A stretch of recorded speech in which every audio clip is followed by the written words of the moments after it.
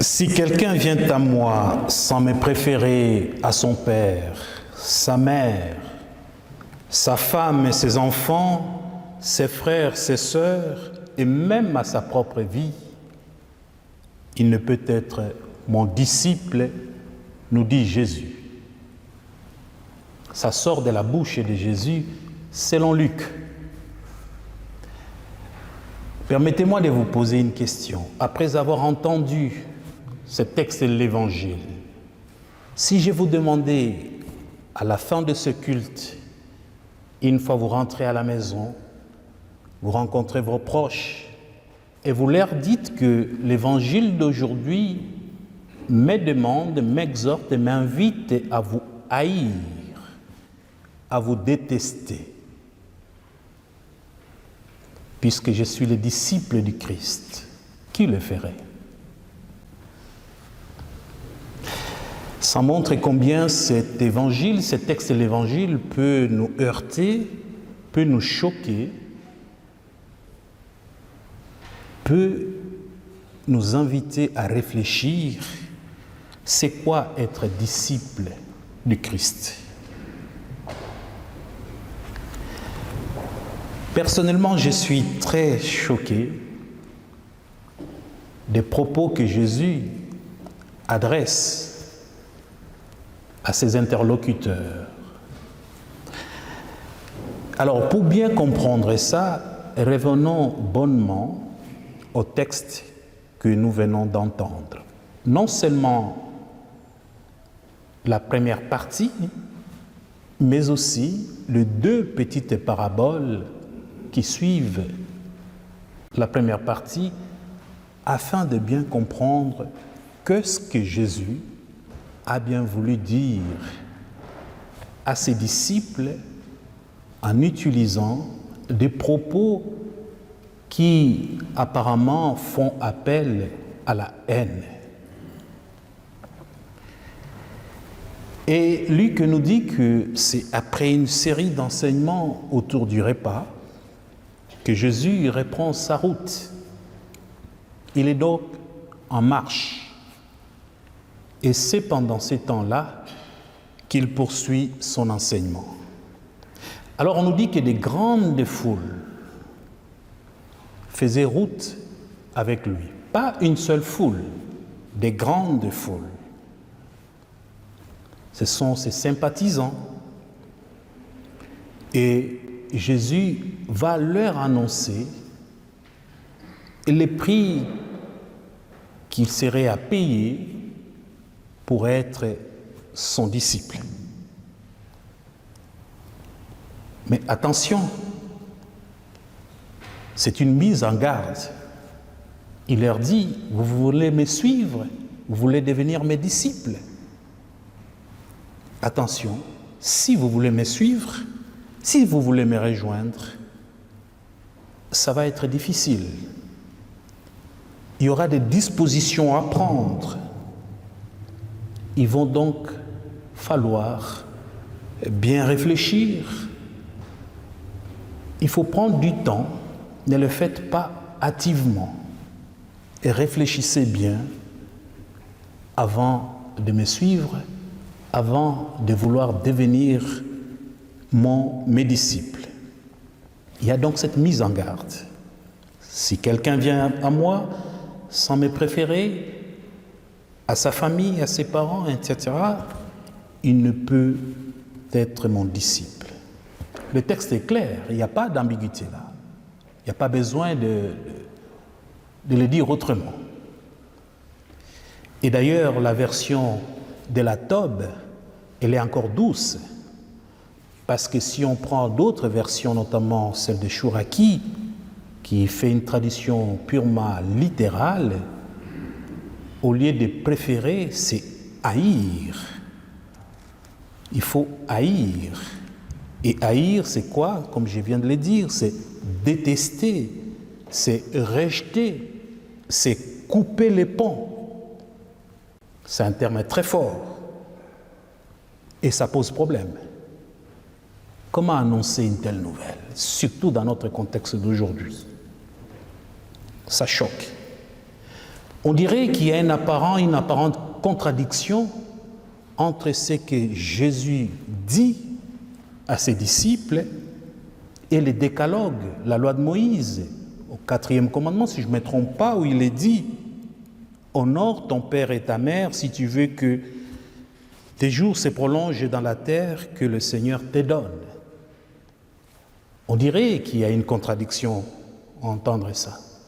Et d'ailleurs, toujours dans l'Évangile selon Luc, quelques chapitres plus tard, après celui-ci, et Jésus qui donne ça comme condition pour entrer dans son royaume.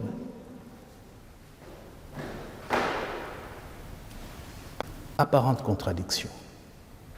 Et moi, je me gêne de dire des choses comme ça à mes proches, aux gens qui m'entourent, au nom de ma foi.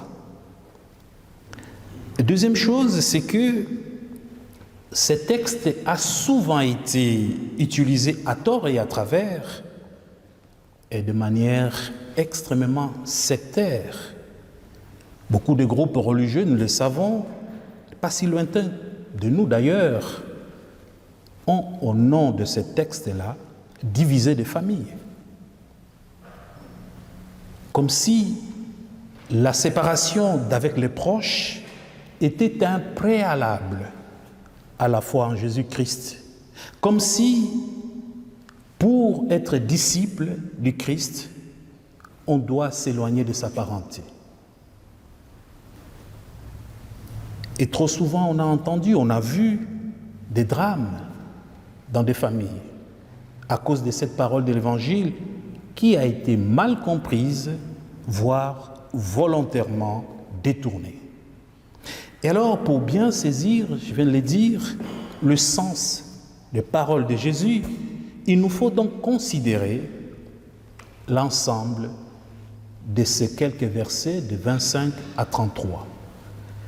Bien évidemment, Jésus ne cherchait pas à éloigner, à aller à l'encontre de la loi.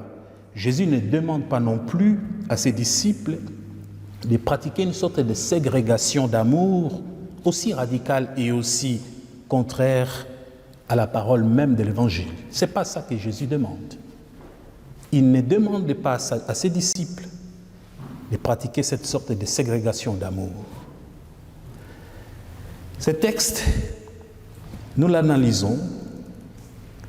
Les foules d'abord. Qui font partie de ces foules? Plusieurs foules. Et Jésus leur adresse sa parole. Ça m'a rappelé un tout petit peu la parabole de bon semeur ou du semeur. On jette des graines et ça tombe sur différentes terres, des ronces, des pierres. Ça finit aussi, par moments, par tomber sur la bonne terre. Ceux qui font route avec Jésus en ce moment-là, nous dit le texte, ce n'est pas seulement de simples sympathisants. Ce sont des personnes, des gens déjà attirés, voire quasi engagés. Ce sont ceux-là qui continuent à faire route avec lui. Comme un peu pour dire, c'est la bonne terre qui va faire que la parole puisse porter des fruits. Ce sont ceux-là qui font la route avec Jésus. Donc, ses disciples. En quelque sorte, c'est l'Église qui chemine avec Jésus. J'allais dire, c'est nous tous aujourd'hui qui nous réclamons disciples du Christ, qui faisons route avec lui. Donc, cette parole s'adresse à nous aujourd'hui. C'est un discours d'exhortation et de mise en garde par lequel Jésus explique ce que doit être le véritable disciple encore aujourd'hui et ce qu'il attend de chacun de ses disciples, ce qu'il attend de nous, ce qu'il attend de son Église. Alors la question qu'on peut se poser, quels sont les éléments essentiels qui doivent caractériser le disciple de Jésus selon cette exhortation? Premièrement, à la lumière toujours de cet évangile, ce qui va caractériser un disciple du Christ, c'est celui, celle qui est capable de choisir. Il fait son choix. Et il est capable de justifier son choix et d'en être conséquent avant de s'engager. Un disciple du Christ, ce n'est pas celui qui ne sait pas ce qu'il fait, ne sait pas ce qui lui arrive. Il doit avoir préalablement opéré son choix parmi tant d'autres. Choisir ses priorités dans la vie parmi tant d'autres, en toute liberté et responsabilité, pour être disciple, pour suivre le Christ, pour s'engager en son nom, pour s'engager dans son Église. C'est un choix qu'on opère. Et c'est là, au risque parfois d'être en difficulté avec ce proche, d'être insupportable, d'être un mauvais mari qui rentre tard chaque jour parce qu'il est tout le temps à la paroisse, être un mauvais fils parce que, plutôt que d'aller passer le week-end quelque part parce qu'il fait beau, non, il dit, moi je reste parce qu'il y a une réunion de jeunes en paroisse. Donc c'est des choix qu'on opère. Et combien de fois on a entendu un conseiller des paroisses ou un paroissien tout simplement avoir eu des difficultés avec son conjoint, il lui reproche des réunions tardives, des téléphones. C'est le pasteur qui appelle encore, ou c'est la présidente qui appelle parce qu'il y a une réunion, il faut préparer ceci ou cela. Eh bien, ces week-ends, on doit rester là. Alors qu'elle aurait préféré aller en montagne parce qu'il fait beau, on profite encore de ces derniers temps de soleil. Bref, toutes les préoccupations qui interfèrent sans cesse dans le quotidien de la vie des gens. Ça peut déranger. Mais on fait son choix et on en est conséquent. Choix libre. Mais on assume. On assume quelles que soient les conséquences. Ça, c'est une première chose qu'on doit retenir et auquel on doit être attentif si on veut véritablement suivre le Christ. Il ne nous impose rien. Il nous laisse la liberté. Deuxième chose, c'est que Jésus veut nous dire ici, c'est à travers les deux petites paraboles. Il nous appelle à la sagesse et à l'intelligence. Il nous appelle au discernement. Quand bien même qu'on est libre de faire certains choix, mais on ne doit pas le faire n'importe comment. C'est un peu comme cet homme qui veut construire. Il s'assoit d'abord, il réfléchit. C'est un peu comme ces rois qui veulent se lancer dans la guerre contre un autre roi.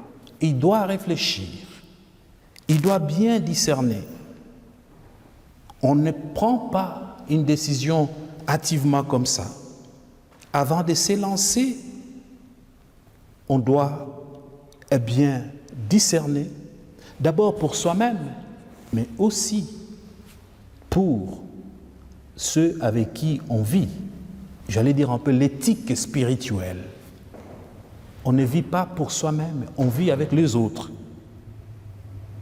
Et l'on ne se lance pas à la légère dans un projet de vie, dans un projet d'église, quel qu'il soit. Ça demande un discernement.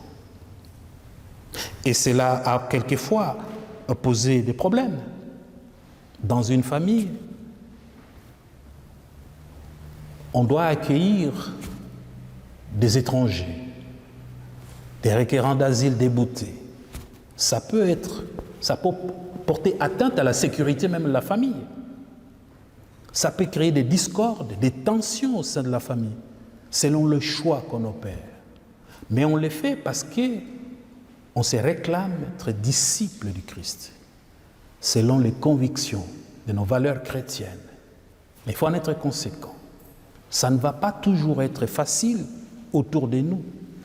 Mais Jésus, les propos de Jésus n'ont pas pour finalité de créer des discordes, des tensions, autour de nous, dans nos familles. Ce n'est pas la finalité des propos de Jésus. Ça a juste les conséquences. Puisqu'on a choisi de telle manière plutôt que de telle autre, par conséquent, il y a incompréhension, il y a des tensions. Et alors, en ces moments-là, il faut être prêt à assumer jusqu'au bout. Et c'est ça, la deuxième partie, ou la deuxième petite parabole. Il faut porter sa croix. Porter sa croix au sens que il faut aller jusqu'au bout. Jusqu'au bout, quelles qu'en soient, quelles qu'en seront les conséquences de notre décision, de notre manière de vivre notre foi. Mais ne le faisons pas bêtement. Il y a un discernement à faire, l'éthique est spirituelle. Il y a un prix à payer, mais ce n'est pas juste pour nous-mêmes, mais c'est aussi pour les autres. Donc, en résumé, ce texte fait ressortir 3 exigences qui nous sont donc adressées de la part de Jésus et qui appellent ses disciples, et nous sommes 1. À faire un bon choix des priorités dans sa vie, malgré les risques des dissensions et des tensions dans les relations interpersonnelles. 2. À réfléchir avant d'entreprendre un projet, même au service du Christ. 3. À renoncer à tout, c'est-à-dire non pas tout jeter, mais avoir la capacité de placer au cœur de sa vie la confiance en Dieu en portant sa croix, même si elle est huguenote.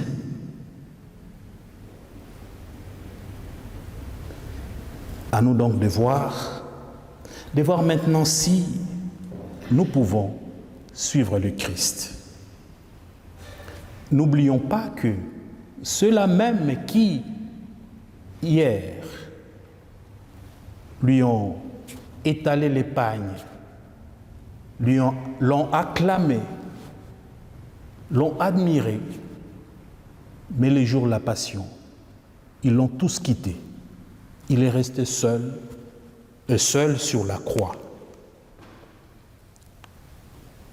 Sachons donc être fidèles et que l'Esprit Saint nous aide non seulement dans le moment de discernement pour opérer des choix judicieux, mais aussi qui nous donne la force et le courage de rester fidèles malgré le poids de la croix. Amen.